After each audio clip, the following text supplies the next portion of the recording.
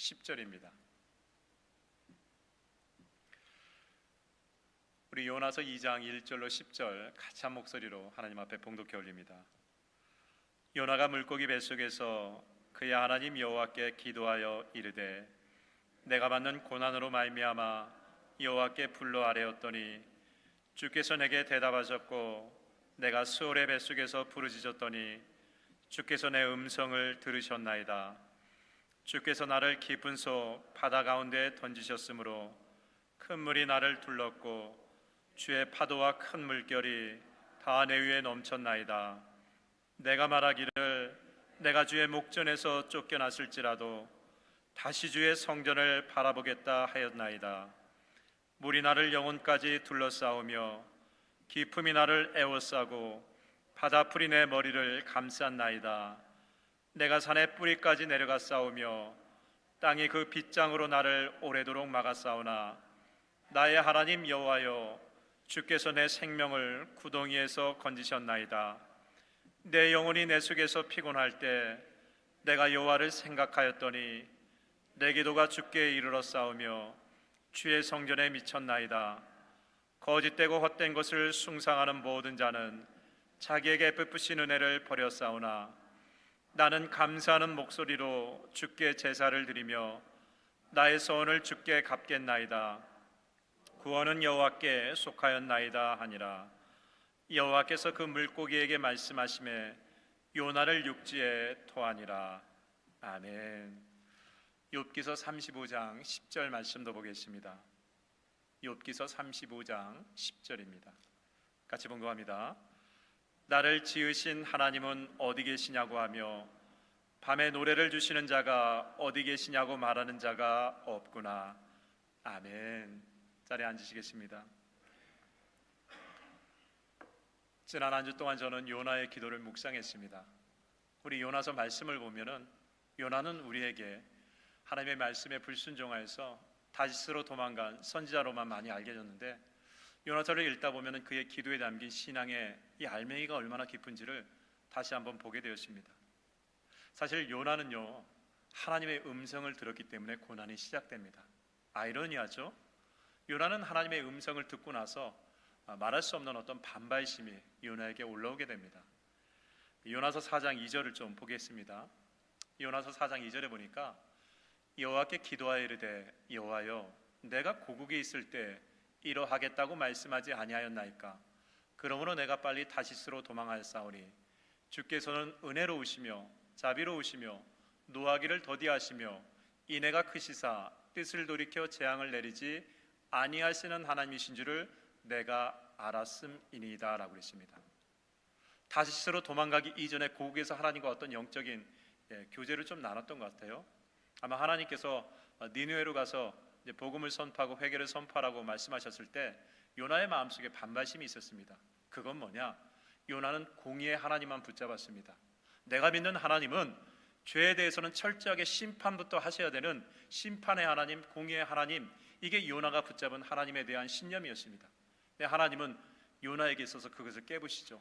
너는 니느웨에 가서 회개를 선포해라. 니느웨는 어떤 곳입니까?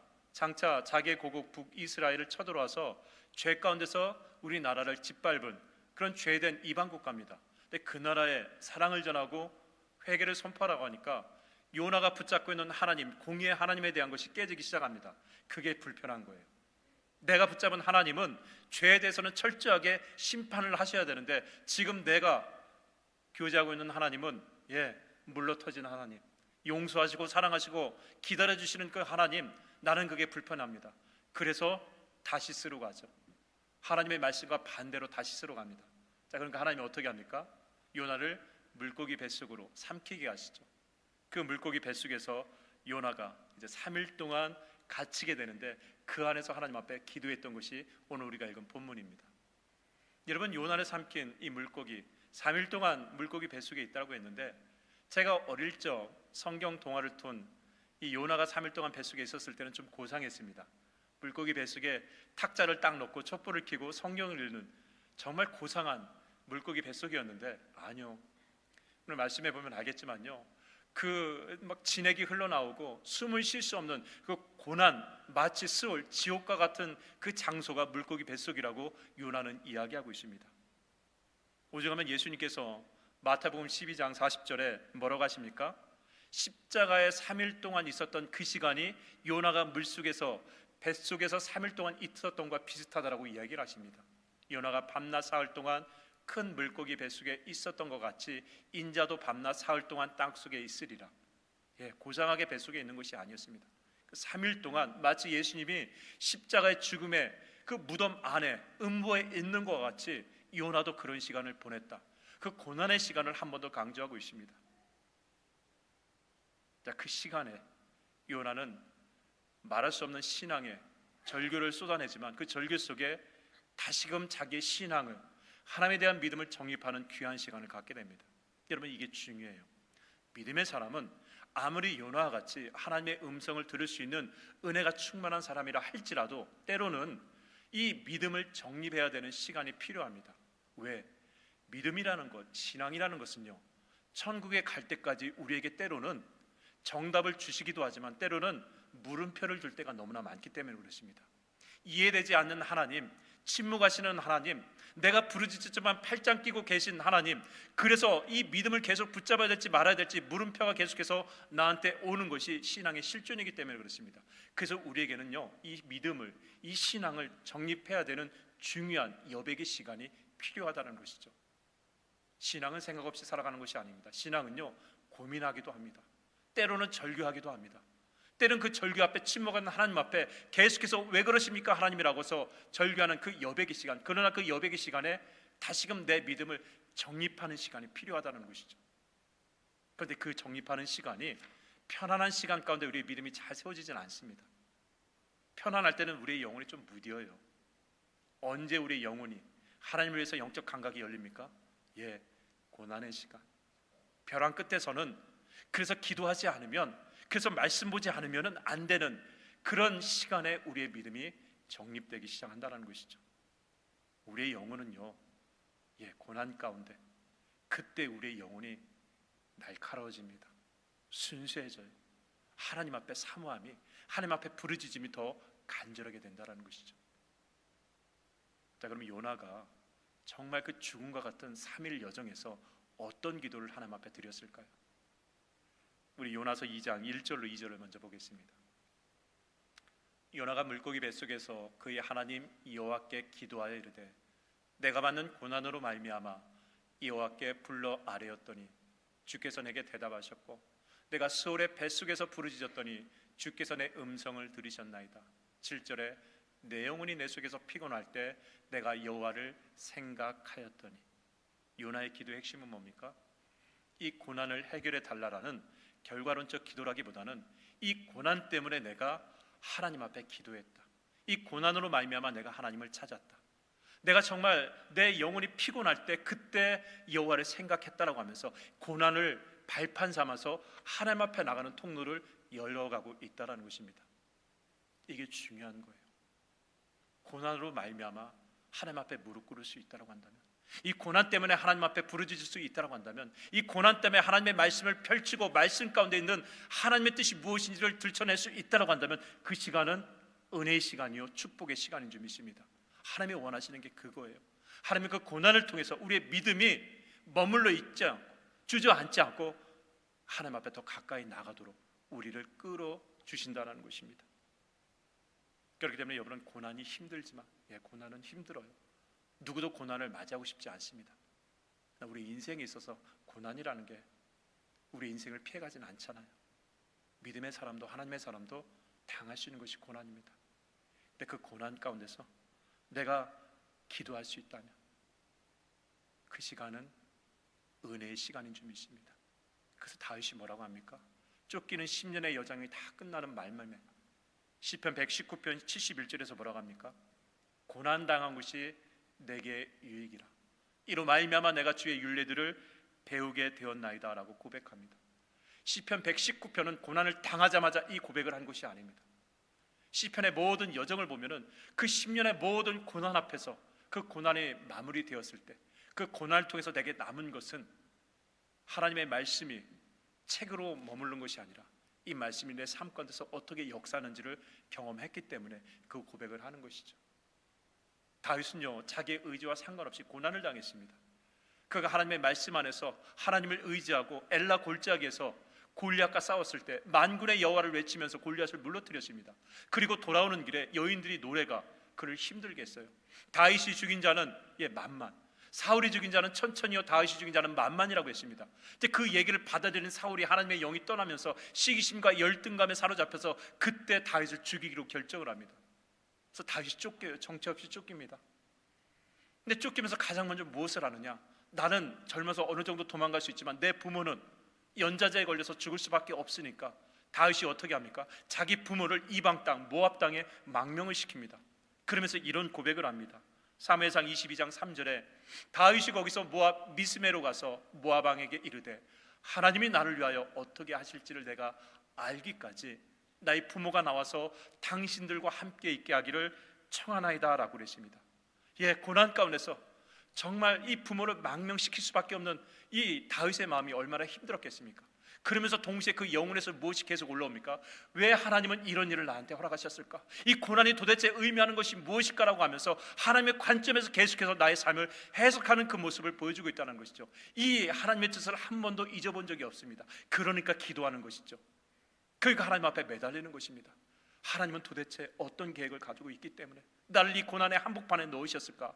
라고 하면서 하나님 앞에 부르짖고 기도하면서 그가 경험했던 하나님은 나를 방치하시는 분이 아니라 그 여정 가운데서 나를 온전한 하나님의 기름 부은 자로서 훈련시키고 이스라엘의 왕으로서 단련시키는 그 모든 시간의 유익을 고백하는 것입니다.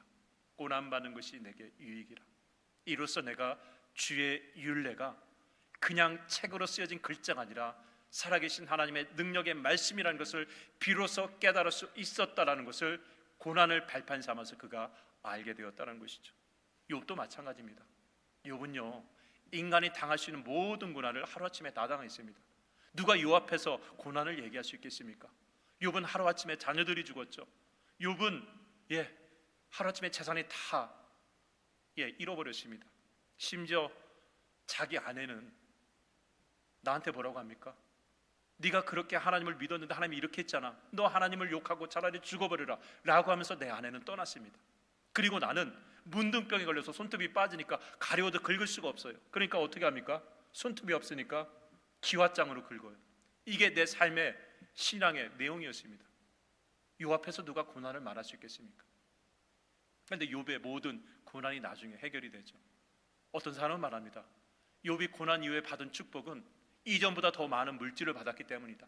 이전보다도 더 많은 자녀를 얻었기 때문이다. 아니요, 그게 욥이 받은 진정한 축복은 아닙니다. 욥이 받은 진정한 축복은 뭡니까? 마지막 장에서 고백하죠. 욥기 42장 5절에 이렇게 말합니다. 욥이 얻은 하나님의 축복은 내가 주께 대하여 귀로만 듣기만 하였사오나 이제는 눈으로 주를 배움나이다. 그러므로 내가 스스로 거두어드리고 티끌과 재 가운데서 회개합니다라고 얘기합니다. 귀로만 듣던 하나님, 욥은요 들어왔던 하나님을, 욥은 읽었던 하나님, 그래서 그 하나님을 붙잡고 여기까지 왔습니다. 근데 그 하나님은 나에게 정말 냉정하신 분이에요. 이해할 수 없는 하나님이었습니다. 내가 귀로 듣던 하나님, 경험하지 않고 귀로만 듣던 하나님, 그 하나님을 붙잡고 여기까지 온 것도 대단해요.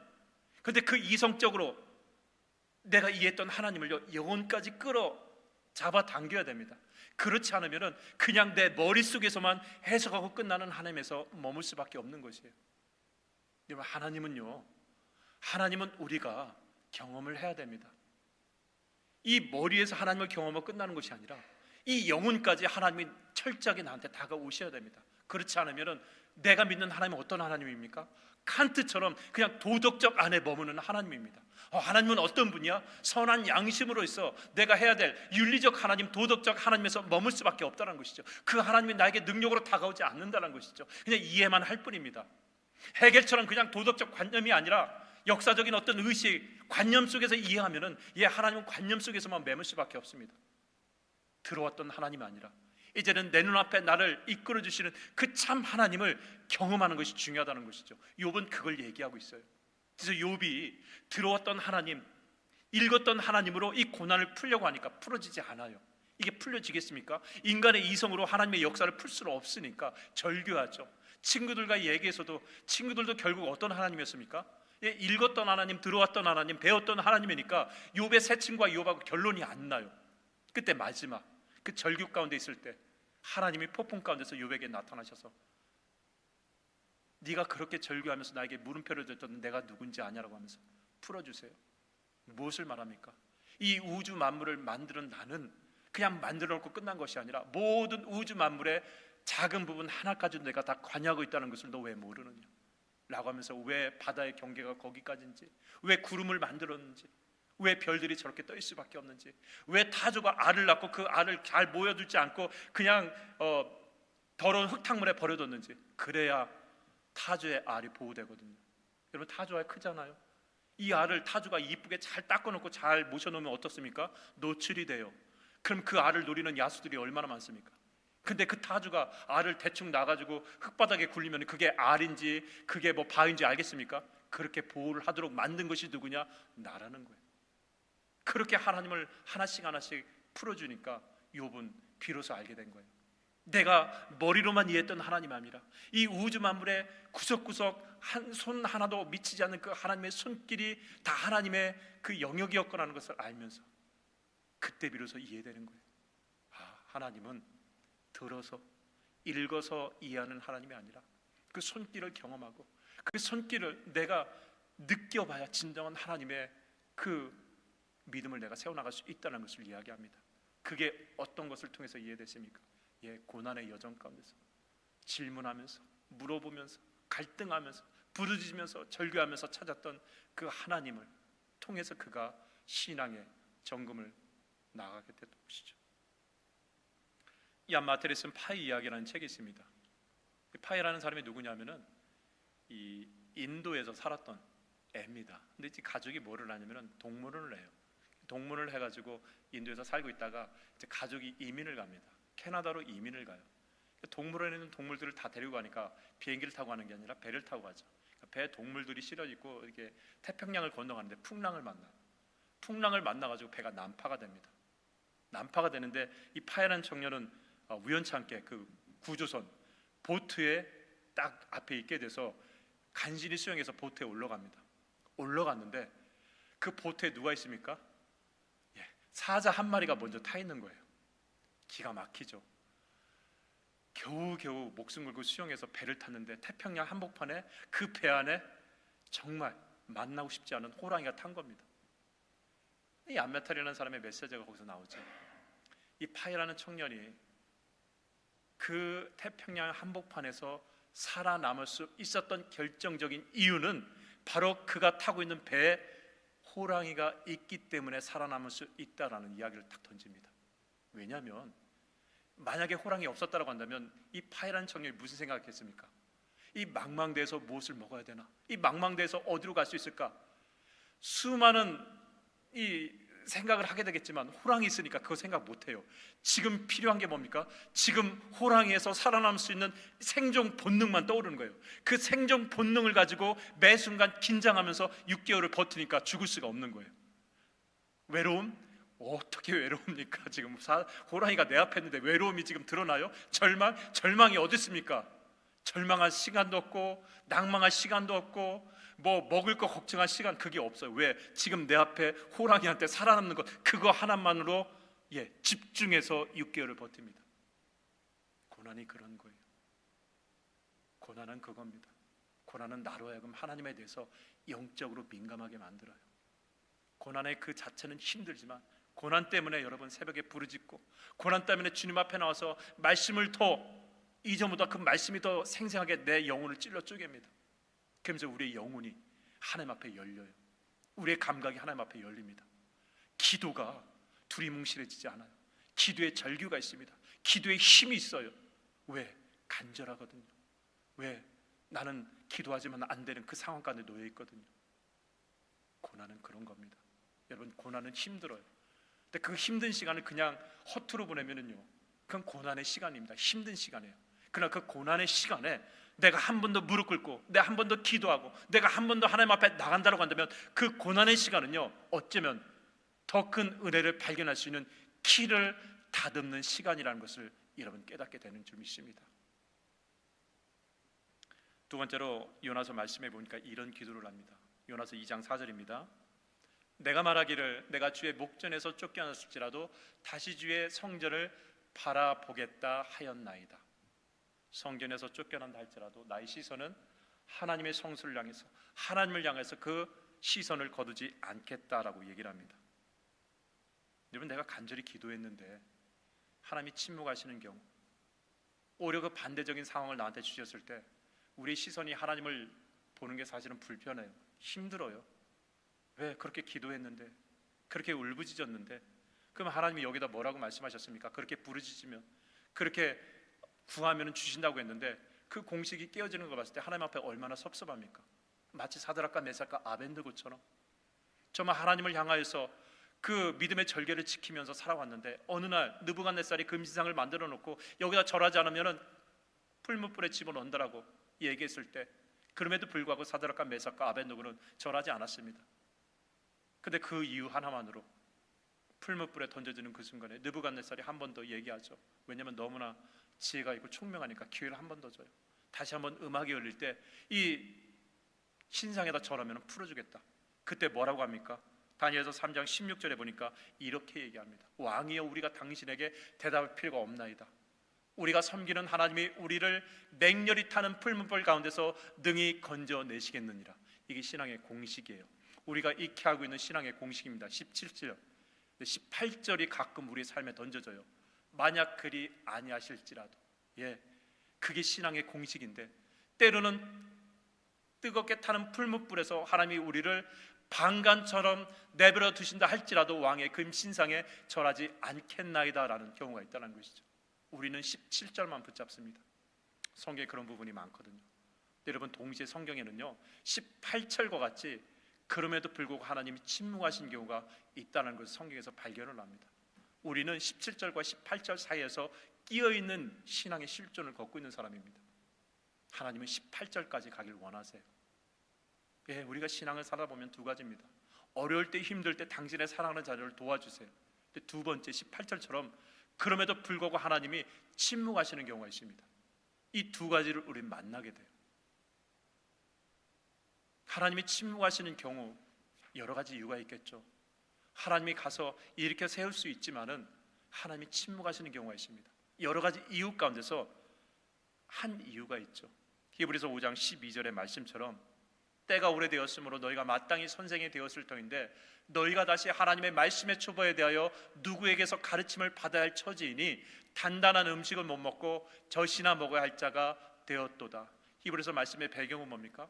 믿음의 사람이 신앙의 여정을 오래 걸었으면 누구를 가르치면서 누구를 인도할 그런 어떤 리더십, 영적인 성숙이 이루어져야 되는데 10년이건 20년이건 맨날 어린 아이와 같이 선 그 모습을 하나님은 용납할 수 없다는 것이죠. 그래서 손을 잡아줄 수 있지만 때로는 그 손을 잡아주지 않고 지켜볼 때가 있다는 것입니다. 여러분, 어린 아이가 태어나가지고 잘 걸으려면 어떻게 됩니까? 때로는 부모가 방관을 해야 돼요. 그런데 내 아기 다칠까봐 태어나서 어느 일이 될 때까지 업고 다니면 어떻게 됩니까? 못 걸을 수가 있어요. 애는요 걷다가 넘어져야 돼요. 넘어지면서 스스로가 감각을 익혀야 됩니다. 방향 감각을 조율할 줄 알아야 돼요. 넘어지면서 일어나면서 넘어지에 대한 두려움을 이겨낼 수 있는 그 시간도 필요합니다. 다리에 근육도 붙어야 돼요. 근데 그 모든 시간을 내 사랑하는 자녀라고 해서 그 모든 시간을 내가 허락하지 않고 업고만 다니면 그 애가 제대로 걸을 수 있겠습니까? 제대로 방향 감각을 조율할 수 있겠습니까? 세상이라는 두려움에 나갈 수가 있겠습니까? 못 나가요. 그러니까 부모가 그 시간을 지켜볼 수밖에 없는 마음이 있다는 것이죠. 넘어져도 스스로 일어날 수 있게끔 부모는 마음이 아프지만 팔짱을 끼고 볼 수밖에 없다는 것이죠. 바로 그런 과정을 겪지 못한 어린아이와 같은 신앙인들에게 히브리서 5장 끝나고 6장 1절에 이런 말을 합니다. 그러므로 우리가 그리스도의 도에 초보를 버리고 죽은 행실을 회개함과 하나님께 대한 신앙과 세례들과 안수와 죽은 자의 부활과 영원한 심판에 관한 교훈의 터를 다시 닦지 말고 완전한 대로 나아갈지라. 이게 무슨 얘기인지 아세요? 신앙생활을 10년 20년 했는데 고작 신앙에서 얘기할 때 심판이 있어? 왜 우리가 회개를 해야 돼? 우리가 왜 세례를 받아야 돼? 왜 안식기도를 받아야 돼? 왜 죽은 자의 부활이 있어? 이런 얘기만 계속 맴돌며 하는 신앙이 하나님 보시기에 너무나 안타깝다는 것이죠. 그건 처음 예수 그리스도를 믿을 때 그때 하는 질문이고 10년이 되고 20년이 됐으면 더 이상 그런 교훈의 털을 다시 닦지 말고 완전한데 더 큰 믿음의 은혜 강가로 나가야 된다라고 권면하고 있는 것입니다. 그래서요, 하나님이 침묵하시는 여러 가지 이유 중에 하나가 뭐냐면은 우리가 어린 아이와 같이 그 자리에서 빙빙 돌면서 부모님이 다 해주는 것을 바라보면서 그냥 그 자리에 맴도는 것이 아니라 더 넓은 은혜의 강가로 나갈 수 있도록 하나님이 때로는 침묵하시면서 팔짱을 끼고 계실 때가 있다라고 얘기를 하는 것입니다. 자, 그런데 그걸 이해하지 못하고 섭섭하니까 어떻게 됩니까? 부모는 왜 나한테 아무것도 해준 것이 없어? 왜 우리 엄마는 내가 힘들 때 왜 팔짱만 끼고 있어라고 하면서 부모에 대한 시선을 거둘 때가 있습니다. 근데 요나는 말해요. 그럴지라도 나의 시선만큼은 절대로 하나님을 향해서 떠나지 않겠다라고 얘기를 합니다. 이런 믿음의 성숙한 사람은요, 그 시선이 어느 곳에 가든지 항상 하나님을 향해서 시선을 향할 수 있는 사람은 믿음이 성숙한 사람입니다. 상황 때문에 하나님이 왜 그래 하면서 시선을 돌리거나 시선을 하나님 앞에 거두면요, 그건 정말 어린아이와 같은 신앙입니다. 시선이 절대로 하나님 앞에 떠나지 않는 그 모습을 요나는 우리에게 이야기하고 있습니다. 영적 방향 감각을 정확히 잡을 줄 아는. 마지막으로 요나서 2장 9절을 보겠습니다. 나는 감사하는 목소리로 주께 제사를 드리며 나의 소원을 주께 갚겠나이다. 구원은 여호와께 속한나이다. 나는 감사하는 목소리로 주께 제사를 드리며 나의 소원을 주께 갚겠나이다. 요나는요, 아무리 고난 가운데 밀려와도 두 가지만큼은 반드시 하나님 앞에 지키겠다고 얘기합니다. 첫 번째가 뭡니까? 아무리 힘든 고난이 밀려와도 예배는 예배답게 드린다는 것이죠. 나는 감사하는 목소리로 주께 제사를 드리며. 여러분, 고난이 밀려왔을 때 예배가 제대로 되나요? 문제가 막 쌓였을 때 예배가 제대로 되나요? 잘 안 돼요. 문제가 생기고 여러 가지 삶에 변수가 생겼을 때 하나님의 약속을 스스로가 깨는 경우가 얼마나 많습니까? 하나님 이해하시겠지. 지금 이렇게 힘드니까 11조도 다음에 문제 좀 풀리거나 봉사도 다음에 좀 허락되면 그때 하겠지라면서 하나씩 깨가는 것이 우리의 신앙의 안타까운 모습입니다. 근데 요나는 뭐라고 하냐면은 삶이 깨진다 할지라도 절대로 두 가지만큼은 깨지 않겠다. 예배는 예배답게 내가 드리겠다. 그리고 하나님 앞에 약속한 것은 삶의 변수가 오더라도 절대 깨지 않겠다라고 합니다. 여러분, 내가 신앙생활을 하다가 삶이 깨지면서 하나님 앞에 대한 어떤 부분을 하나씩 깨기 시작하면요, 그때 어디까지 깨어지는 줄 아세요? 나중에는 하나님의 형상을 닮은 내 영혼까지도 다 깨어지게 됩니다. 그래서 신앙이라는 것이 힘든 거예요. 변수가 너무나 많거든요.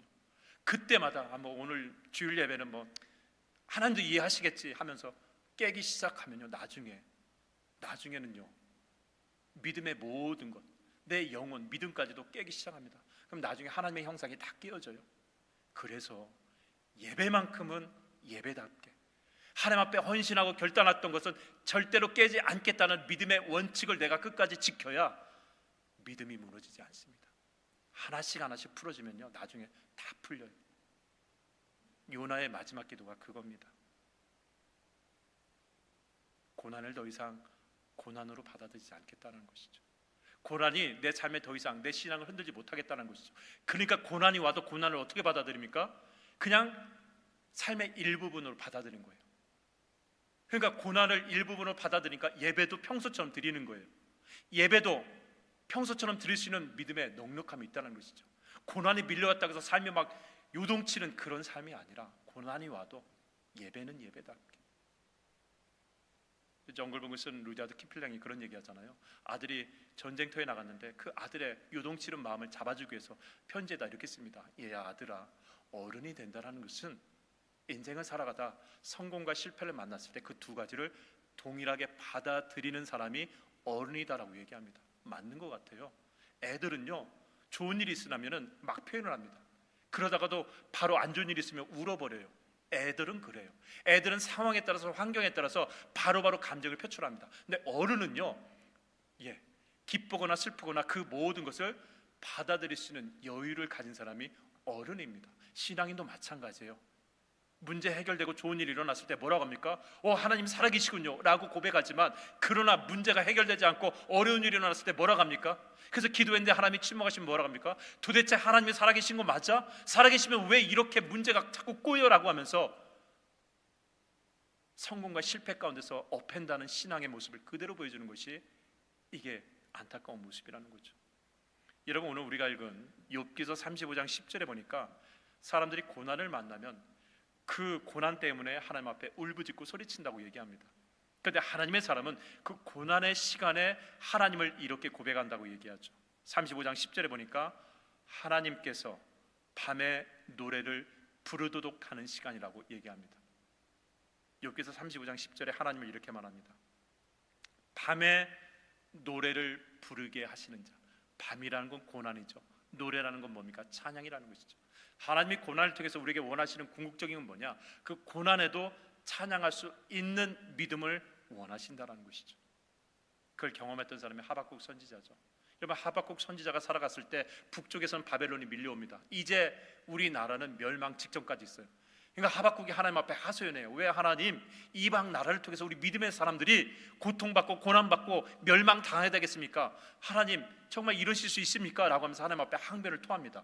그러니까 하나님이 나타나셔가지고 문제를 해결해 주는 것이 아니라 또 하나씩 풀어줘요. 자, 그 얘기를 다 듣고 난 다음에 하박국이 마지막에 뭐라고 합니까? 노래 하나를 불러요.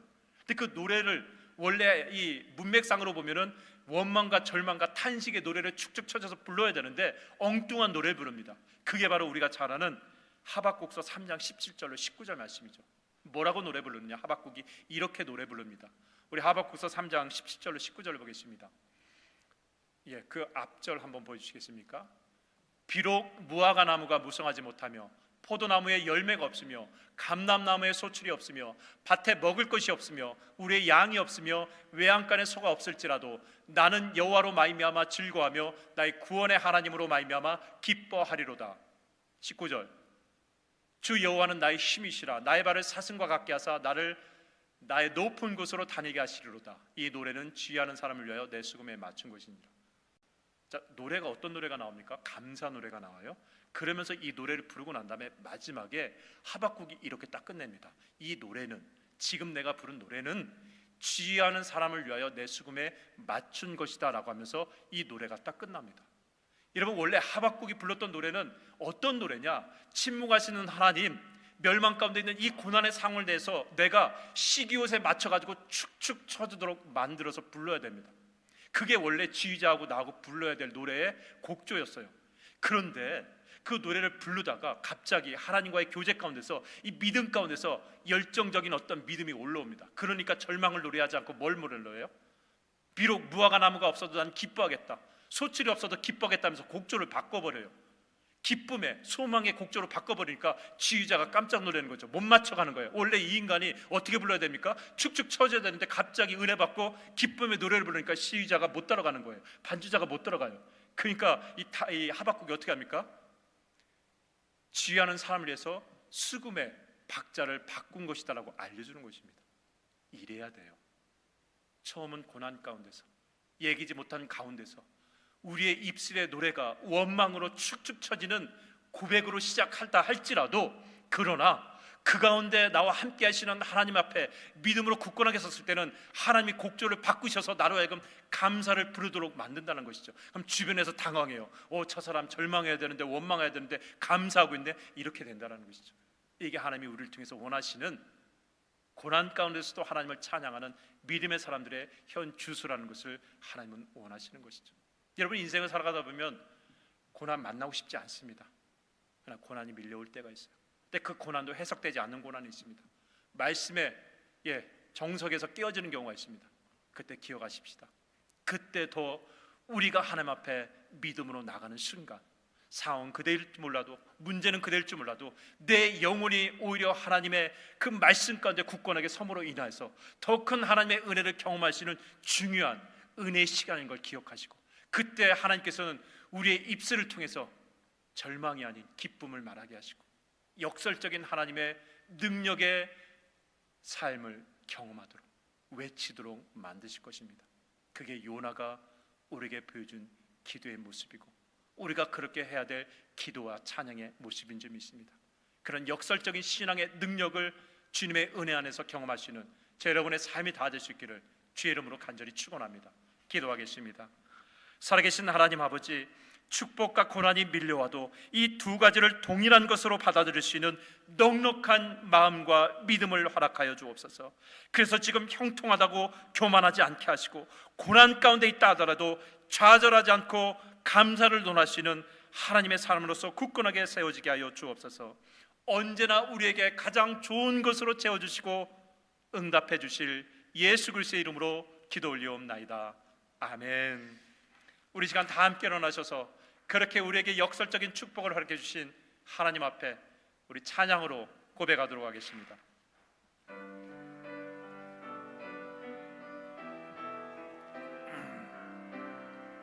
우리 지존하신 주님 앞에 같이 고백하십시다. 지존하신 주님 이름 앞에 모든 무릎 꿇고 다 경배해. 거룩하신 주님 보좌 앞에 엎드려 전하세. 예수는 그리스도, 예수는 그리스도, 예수는 주 하나님의 영으로 경배드리. 예수는 그리스도인 줄 믿습니다. 예수는 그리스도, 예수는 주 하나님의 영으로